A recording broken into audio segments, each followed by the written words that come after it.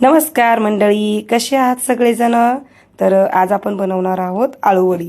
तर आळूवडीसाठी आपल्या मैत्रिणीनं गावाकडून ताजी आळूची पानं आणली होती. त्याला आपण स्वच्छ 3 पाण्यानं धुवून घेतलेत, सुती कपड्यानं पुसून घेतलं आणि ज्या मोठ्या मोठ्या शिरा दिसतात त्या काढून घेतल्या. राहिलेल्या छोट्या शिरा आपण लाटण्यानं बारीक करून घेतल्या. आता त्यासाठी लागणारं साहित्य काय आहे?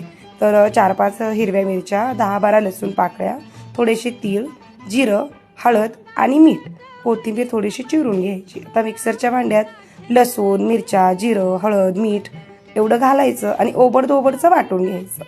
आणि मग काय करायचं, एका बाउलमध्ये बेसन पीठ घ्यायचं. लागेल एवढं बेसन पीठ, आपल्याला पुरेल एवढं. त्यामध्ये आपण केलेला ठेचा, थोडेसे पांढरे तीळ, कोथिंबीर वरून घालायची. पीठ चांगलं एकजीव होईपर्यंत पाणी घालून असं मऊसूद मळून घ्यायचं. मग घ्यायचं आळूचं सगळ्यात पहिल्यांदा मोठं पान, त्यावर मग छोटं मीडियम पान आणि मग आणखीन एक छोटं पान, असं 3 पानाचा जर रोल केला तर वडी कशी मोठी आणि घट्टसर बांधली जाते. आता काय करायचं, एका चाळणीला तेल लावून घ्यायचं. त्यामध्ये आपण केलेले जे वडीचे मुटके असतात, आमच्या इकडे मुटके म्हणतात, तुमच्याकडे काय म्हणतात मला कमेंट बॉक्समध्ये नक्की सांगा.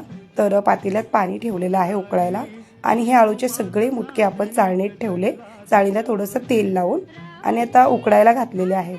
तर 15 मिनिटांनी बघा आळूवडी खूप छान शिजलेली आहेत. आता आपण कापून घेतलेली आहे आणि तव्यामध्ये शालो फ्राय करणार आहोत. तब्येतीला चांगली असते म्हणून आपण शालो फ्राय करणार आहोत. तुम्हाला डीप फ्राय करायची असेल तर तुम्ही करू शकता. आणि पहा कशी सुंदरशी अशी कुरकुरीत आळूवडी तयार झालेली आहेत.